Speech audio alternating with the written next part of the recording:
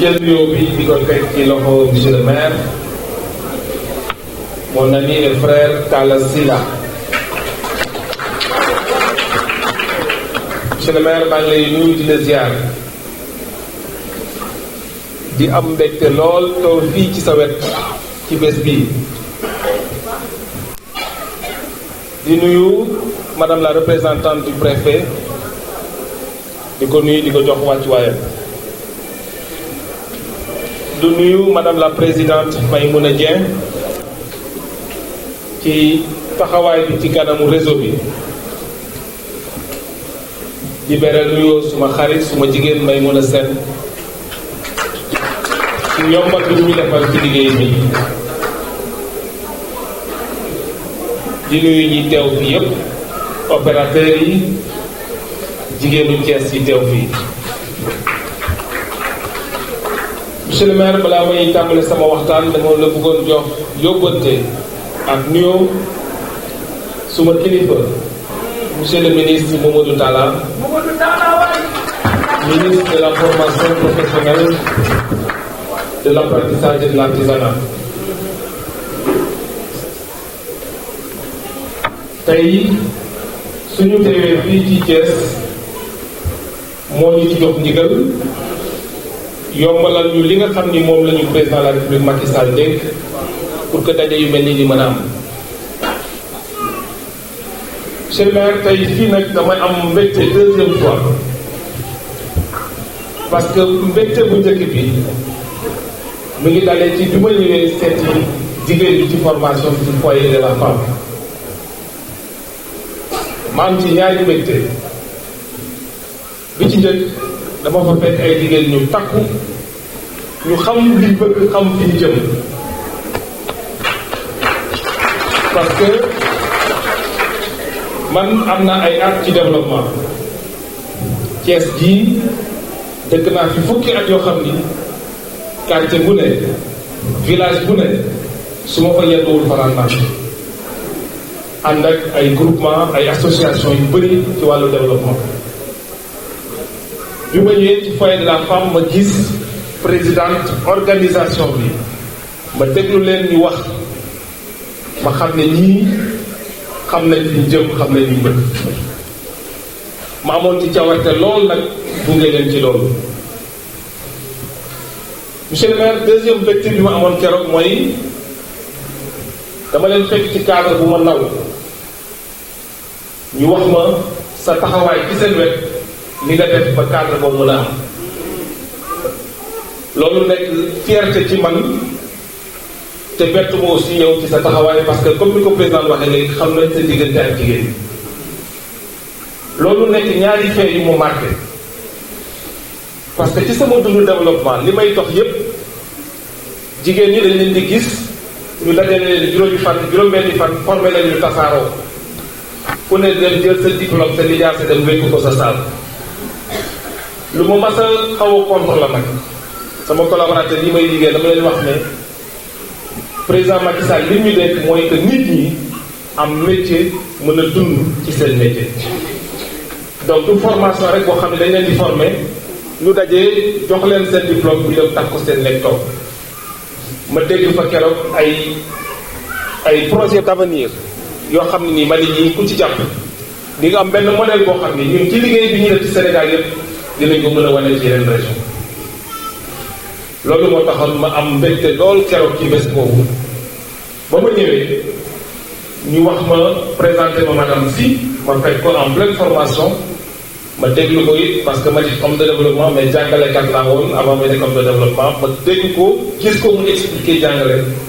ma amoon fierté am benn modèle boo xam ni buñ ci jàppee comme ni ma ko wax dañ ko mën a wane ci yeneen dëkk ba jigéen ñi ci Sénégal mën na roy jigéen loolu moo sabab ba ma ñëwee déglu monsieur le maire ñu wax ma ñu ne ma suñu jàngee ba pare nag bëgg nañ fu ñuy defaree liy jàng ma ni madame la présidente loolu de bokkul ci sama mission man en tant que droit métier Macky Sall li ñu dénk mooy jox jigéen ñi ak ndaw ñi métier waaye li ma gis fii nag jël naa sama engagement personnel ci sama doole bopp ñaari machine yi ngeen xam ne yéen a wax ne yittewoo ngeen ko pour après mën a continuer parce que man loolu laa gëm ci formation bi. soo gisee du ma bëgg sama collaborateur yi def ay formation téeméeri jigéen boole leen juróomi fan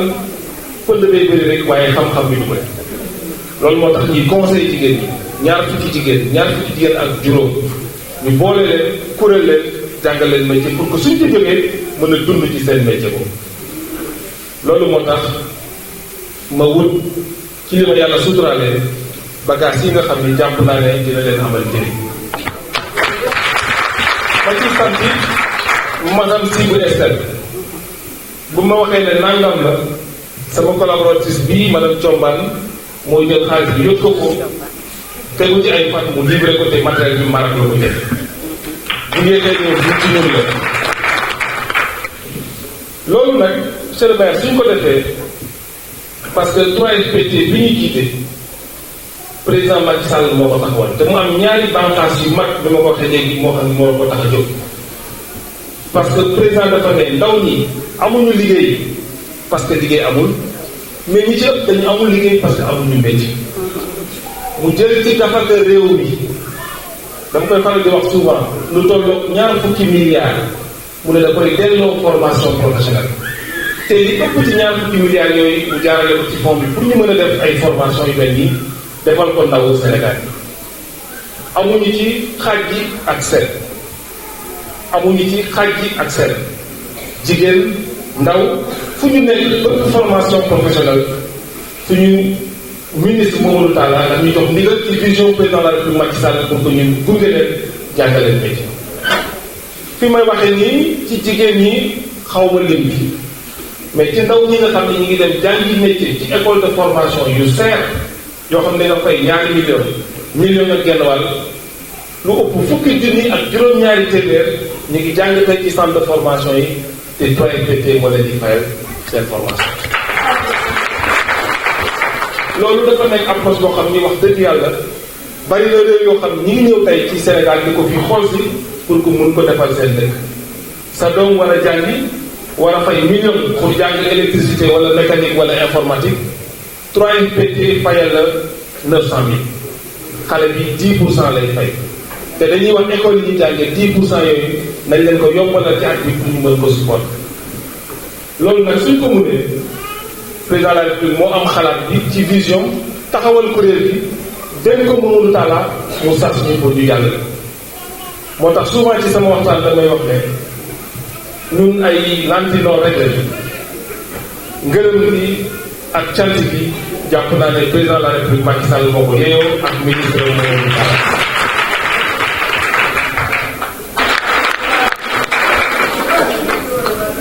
xam nga waa ji dañuy ñëw daa am ñu ñëw ci restaurant bi ñu di laaj lan moo fi am comme xam naa ni Sakho la sant mu ni am na maafe ak maafe léegi nag su ngeen jëlee maafe vous aurez fait le bon choix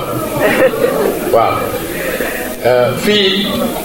Sénégal amul choix mooy liggéey ak jigéen ñi wala liggéey ak jigéen ñi wala liggéey ak jigéen te ñun loolu suñ ko waxee war nañ ko mën a gëm ndax madame le maire mi nii ci salle bii lañ ñu fal jour bi ñuy fal poste bi mujj bi pour bureau bi dafa am ñu bari ñu ci présenté wu ñun ñu ne nañu fexe ba jigéen bi présenté wu jël ko fii lañ toog di yónnee ay nit ci salle bi ne woteel leen ko jigéen ngir boobu luñ ci jublu mooy fexe ba góor ñi bañ a ëpp jigéen ñi ci bureau te yaakaar naan loolu am bi ci topp ville de Thiès bii ñu nekk secrétaire général bi jigéen ñi sama DG jigéen la am directrice de cabinet juróomi direction ñoo am ville de Thiès ñeent yi jigéen a leen jiite ville de Thiès finance jigéen a ko yore service technique jigéen moo ko yore affaires sociales culture ak sport jigéen moo ko yore yaa ngi dégg direction des affaires générales et de l'équipement jigéen moo ko yore cellule des marchés publics jigéen moo ko yore alors loolu te boobaak léegi ñu ngi ciy am satisfaction parce que dama leen wax ci début bi ne ñun ñoo jël engagé wu ci loolu certains considéraient que c'est un risque mais ku dul jéem dara doo réussir dara dañuy wax ne la peur de perdre ne doit pas l'emporter sur le désir de gagner te jigéen ñooñu am ci fulla bu mat sëkk ba ni ñuy liggéeyee ñu bàyyi xel ne ci ñoom ni ñuy réussir ci la mbiru jigéen ñi di gën a demee te boobaak léegi mu mel ne ñi ngi ciy am lu ñu gën a kon ce phénomène est irréversible. C'est un phénomène qui doit être accompagné et je pense que loolu nit ñaa ngi ci yàlla na suñu borom kàttanal ñépp ba ñu gën ko mën a def parce que ñi daan am prétexte pour bañ a jox responsabilité jigéen ñi ngi ko daan wéer ci ne ñii jànguñu suffisamment wala amuñu métier wala mënuñu kon su fekkee ne gis nañu jigéen ñi organiser wul seen bopp dans le cadre des structures de développement wut ñoo xamante ni ñi ngi leen di dimbale ci wàllu lépp loo xamante ni renforcement capacité la ñuy former seen bopp di dem bay xam li mat a xam ba tollu ca xam ba xam léegi tey jii nag dafa jaadu ci xam ñu créer ko situation ngir mu mën a jëf ci loolu rek la ñu nekk. alors loolu nag bu amee mu am beneen soxna bu ñu bëgg a jox kàddu muy madame Fall mi nga xam ne moom moo fi teewal préfet balaa ñuy dugg ci réunion d'attestation. ginnaaw bu ñu leen dalalee jàmm ba noppi ci seen kër gi dañu koy ubbee ñaan ngir yaakaar ak li suñu boroom wax ci ñaan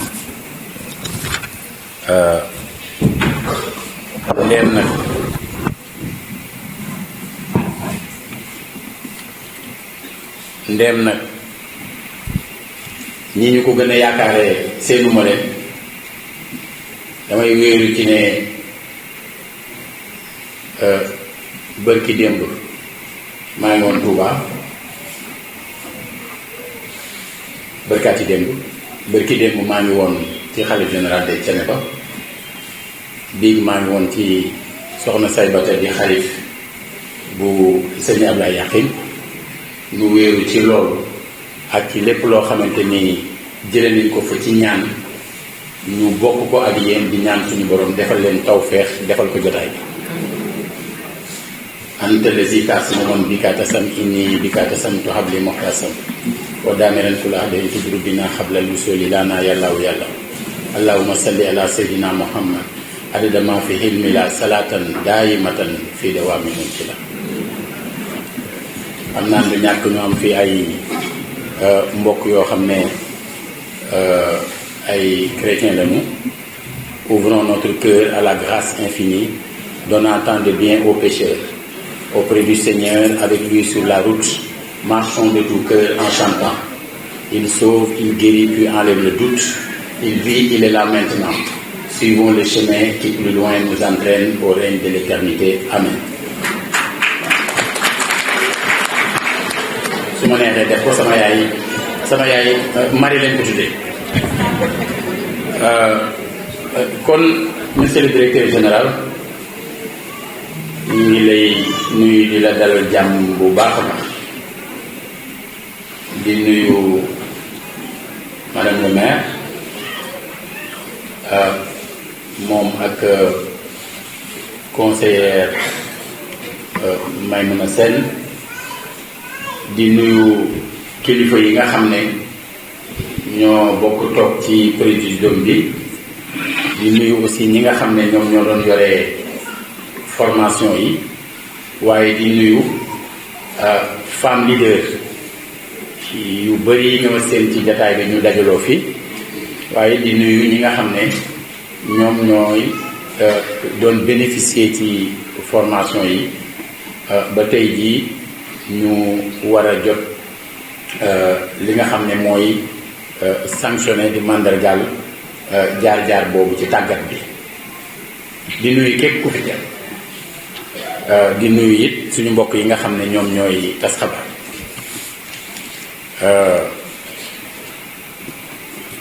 nuy rafetlu lool liggéeyu DG 3FPT ak sàmm kàddoom. c'est vrai lu bari mi ngi jaare ci soxna Maimouna Sène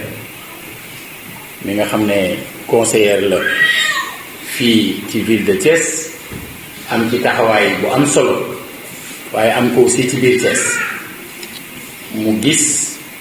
ne am na loo xam ne relation particulière yi mu am ak DG Dame Diop mu xam ne mën na caa jaare am yiiw bu mu ñoddil waa Thiès mu def ko loolu nag ñu di ko ci gërëm bu baax a baax ginnaaw bi ñu gërëmee ki nga xam ne mooy DG di it wax waa REFCAF yépp ne liggéey boobu ñu tàmbali woon ñoom bu yàgg te saa su ne ñuy gis ci domaine yépp yi jigéen ñi soxla ba ci santé lépp muy am ay njeexital yu baax a baax ñu ñaan suñu borom kàttanal leen ba ñu mën di ko wéyal liggéey bi du leneen lu dul lii xam nga dañuy wax ne xam doog a jëf moo gën a wóor kon kii ñëw di la xamal mi ngi lay fanqal njuumte kii ñëw di la jàngal mi ngi lay xàllal yoon ki lay indil nag ku lay jàngal mi ngi lay waajalal yiw ndax ñépp xam nañu ne ku sañoon am kàttan boo yore sa bopp yor ñi la jege te àdduna lu ñu gën a dem mbir yi di gën a complexe muy am ay xeetu xarala yu bees waaye it lu amee suñu borom dinañu dimbalee am ñu ko xam am ñu ko man kon ñooñu di yëngatu ci lu mel noonu def ko seen liggéey su amee ñu am kàttanu di leen intéressé ba ñoom ñuy mën a jël loola ñu xam fexe ba mu yëbb ci biir société bi loolu day daal doon farata ñu bëgg nag ci jataayu tey bi am nuñ ko tërale man mi sama bopp yaakaar naa ni bëggoon naa fee teew bu yàgg mais tey moom maire bi moom li xale naan dafa jax daa bëri yu fi xew ndax yàggul dara amoon na jataay bu mel nii bu ñu amoon fii doon accueillir ay consultants Global Lead yoo xam ne Fonds pour l'environnement mondial ak Banque ouest africaine de développement ñoo leen yebaloon ngir dafa am juróom-benni dëkk ci zone UEMOA yoo xam ne dañ leen a tànn ngir lu jëm ci toppatoo mbirum mbalit juróom-benn dëkk ci biir Sénégal Thiès moo ci bokk.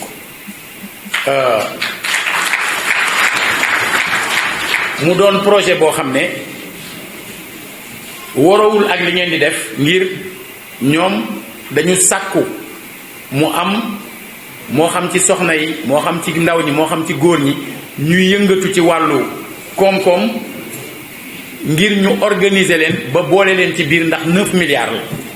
maanaam bu ma waxee 9 milliards nag mooy li ci Thiès di am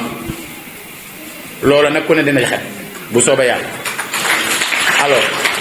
lu mel noonu ci li koy àggale ci laa génne ci lañ doon réunion ak waa ministère de l'environnement ñi ko fi toogal doon réunion ak waa Eaux et Forêts doon réunion ak ay consultants doon réunion aussi ak service yi ne ci mairie bi te yore wàllu woowu ci loolu lañ ne amoon na sax gaa beneen jataay bu ci waroon a topp mais dama leen ne yéen tàmbali leen ko boobu tamit ci kaay Thiès la bokk muy festival bi ñu fi ubbi woon daaw 29 30 ak 31 décembre ren deuxième édition bi ñu war ko def mu war a am 28 ba 31 décembre te ñu bëgg ko def ci vivre ensemble mais tuddee ko ñaari soxna kuy dund ak ku fi jóge muy Ndeye Seck signature ak soxna Ami Balata. Alors loolu mooy beneen bi nga xam ne lancé nañ ko démb devant la presse mais réunion bu koy waajal moo ca topp ma sàkku ci ñoom ne nañu tàmbali réunion ba ne ca ma ñëw ci lii ndax lii tamitam farata pire la pour Thiès. maa ngi nuyu ñëpp ku ci nekk sa tur ak sa sant man la madame Sall ñëw représenté monsieur Fodé Fall le préfet du département de Thiès. donc nuyoo yi maa ngi ciy jiital monsieur le maire Talla Sylla maire de la ville de Thiès.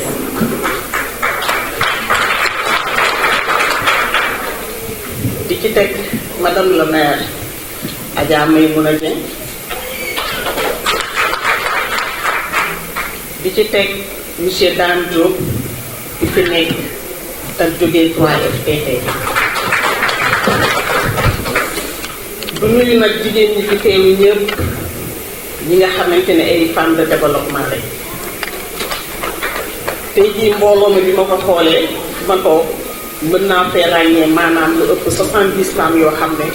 li ma leen xamee mooy yëngatu jom ak liggéey daan seen doole kon jërëjëf. madame le maire monsieur le maire ak jigéenu Thiès kàddu yi may jël dama koy jël ci turu Fodé Fall. bu ngeen gisee ñëw bi sax yéex lool moom moo insisté woon que dafay ñëw bi mu toogee ba à la dernière minute la ne ma li ma tënkoon de tekkeegu ma ba tey madame Sall looy def bàyyi ko nga daw dem représenté bi ma maa ngi woote léegi madame Maymouna Dieng expliqué ko ne ko yaa ngi daw loolu moo tax ñu yéex a nekk waaye nee na tey bu sañoon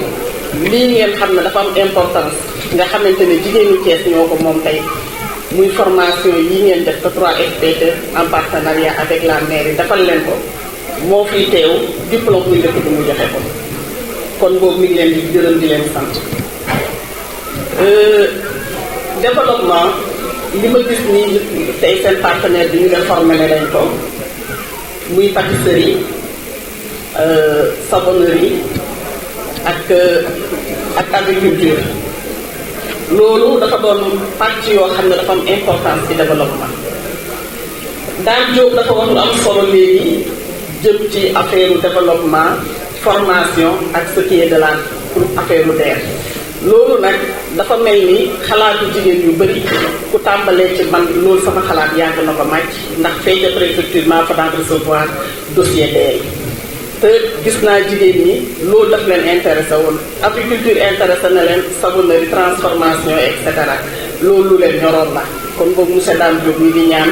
loolu nga mébét ni yàlla na ko yàlla mottali. fi may wax mooy dinaa wax ci Maymouna Dieng nii parce que nag kuréel bu mu jiite ak ci lu mu dugal loxoom ci développement ñu xam ne développement du lu mu tatone daf ko jàng du lu mu tatone daf ci yàgg. ndax man mii de lu mu tuuti tuuti depuis 99 xam naa ko ci développement ñuy ànd nag daan ànd ak sax ay action daan dem ci groupement yi kon kii lii muy def bu tolloo fi tey di jaaxal bi ñu parce que dafa di loo xamante ne daf ko bëgg daf ko xam te daf ci nag def transparence ba nga xamante ne jigéen ñi war nañ koo mën a wóolu ba lépp li nga xam ne war na ko mun ko ciy def li ma leen di wax daal mooy formation bii formation des formateurs la na ngeen ko jéem a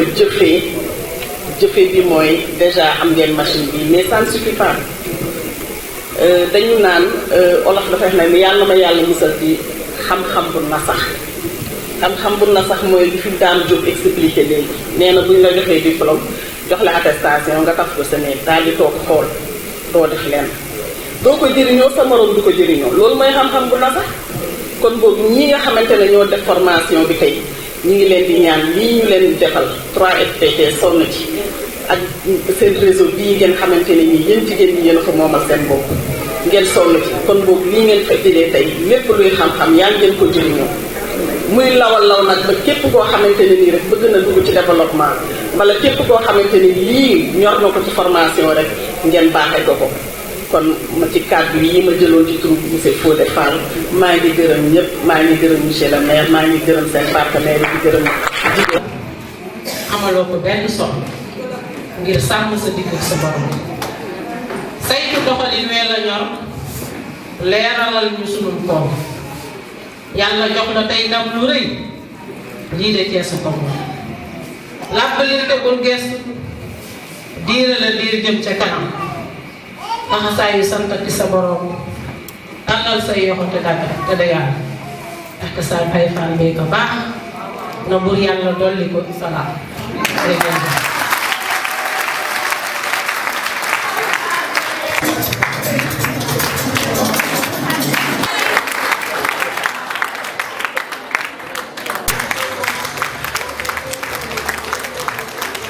Dame Diop, directeur général du Fonds de financement de la formation professionnelle et technique 3FPT. Donc Dame Diop, directeur général du Fonds de financement formation. dañu ñëw fii tey ci Thiès ci benn programme bu ñu am ak l'association le réseau des femmes pour le développement de Thiès te madame le maire Maïmouna Dieng jiite ko ñu am programme de formation ak ñoom ñu war a former ñetti téeméeri jigéen. Programme bi door na ñu former tey ay jigéen ci transformation defar saabu dafa leen former la aussi ci wàllu pâtisserie former leen aussi ci wàllu yarum ginaar ñooñu nag lañ doon jox seen lijaase tey ñu amoon cawarte lool nag fekk teew fii tey Thiès parce que dañ fi fekk ay jigéen ñu takku yu organisé ñoo xam ne nii seen maire Talla Sylla jàppale leen ba nga xam ne tey ñu am cawarte jigéen ñooñu mooy juróom-benn fukki jigéen ñu formé leen et que tey ñi ngi dund ci seen activité loolu nag ci ndigalu suñu ministre Mamadou Talla bi nga xam ni moom mooy doxal gis-gisu président ci wàllu formation parce que président nu mu ko waxee émergence Sénégal mënul am tant que jigéen ñi ak ndaw ñi nekkuñu ci te jigéen ñi ak ndaw ñi bu ñu nekk ci comme ni ko PSE waxee il faut ñu am métier am xam-xam. xam nga dañu seetlu bi ñu ñëwee que ne jigéen ñi ci bëri dañu leen nan daje former leen jox leen seen kayit ñu dem tax ko seen kër toog loolu nag lañ bëgg a soppi boobu nag moo tax tey ñu leen di kuréel par ay ñaar fukki jigéen ak juróom yoo xam ne bu ñu leen joxee métier bi pare bàyyi leen ñu mën a exercer seen métier. ma wax léegi ci sama waxtaan que li ci gën a intéressant tey mooy ñi ngi waxtaan ak suñu mbokku DER sama rakk Pape Sarr ñu tënk convention boo xam ne jigéen ñi ak ndaw ñi bu ñu leen formé ba pare ñoom ñi ñëw financé leen donc dootuñu financé kenn te amuloo formation loolu nag jàpp naa ne lu am solo la. jos ndaje mi mooy dañoo tànn juróom benn fukki jigéen ci biir kuréel yi ndax ku nekk xam na ne ñu ngi gérer plus de 300 associations li ñu jëkk a def nag mooy fexe ba ñu am ay këyit ndax kuréel gu amul këyit moom doom joo déclaré wul ñoo yem bi ñu paree ñu leen di utal ay formation par le canal nag d'un membre de notre association Maïmouna Sène moo dem démarché ko ci 3FPT bi la FPT ba ñu ngi leen di remercier sax vraiment ci lii ñu defal di leen tàllalaat loxo pour que vraiment ñu former d'autres femmes mais aussi accompagner leen bi ñu defee formation bi muy pâtisserie ak defar eau de javel ak saabu ak aussi fexe ba xam yarum ganaar ndax métier yooyu yëpp boo ko gisee boo ko defee day daal di am lu muy soqale ci yow te damay wax toujours mënoo am sañ-sañ ci dëkk bëgg a occuper place yi nga bëgg a occuper te doo am xam-xam te doo am am loolu boo ko amul moom mënoo dem fenn kon xam-xam bi moom day nekk loo xamante ne day jàppale jigéen ñi ci seen doxalin pour ñu mën a participer ci liy suqali seen cité waaye di suqali it seenum réew. ndax formation yi nga xam ni yéen a ngi koy def boobaak léegi yàgg na ci ay jigéen ndax am na njeexital ndax fi mu ne nii jigéen ñaa ngi koy dundee. waaw biñ ci mën a gën a jàpp rek mooy pâtisserie bi ñoom yàlla dafa tombé mu nekk veillu mois de Ramadan jigéen ñi aussi bañ leen formé rek dañoo commencé exercer mooy commencé defar ci koor gi di jaay ay ndogu ñu leen di commandé ci yenn cérémonie yi am manifestation yi donc boo déggee appel bi ma lancé léegi dama ne képp ku kuy leader wala ngay kilifa ci dëkk bi dama lay ñaan soo amatee lu mel nii nga woo femme de développement yi ñu defal la ndax dina leen permettre ñoom it ñu suqali ko waaye dina leen permettre ñoom aussi ñu dëgëral seen am-am ba li ñuy tàllal loxo war a jeex ba ñu am seen sañ-sañ ci biir réew mi. wax nga ko leadership boobu nag ak formation lan moo leen war a lëkkale ci jigéen ñi. est-ce que nit ki mën nañ ne wax nañ ne leader la te amul formation parce que nag boo amul xam-xam xamoo fooy jëmale ñi nga nekkal xamoo fooy awalee est-ce que di nga mën a atteindre sa benn objectif te mënoo nekk leader tant que amoo xam-xam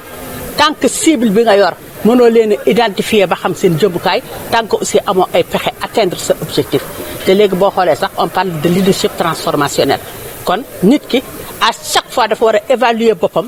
xool fan la toll ci at mi li mu defal ñi mu jiite bu déwénee mu def yeneen i jéego defe naa ne mooy tax ñu atteindre li nga xamante ne mooy suñu place bi ñu am ci biir réew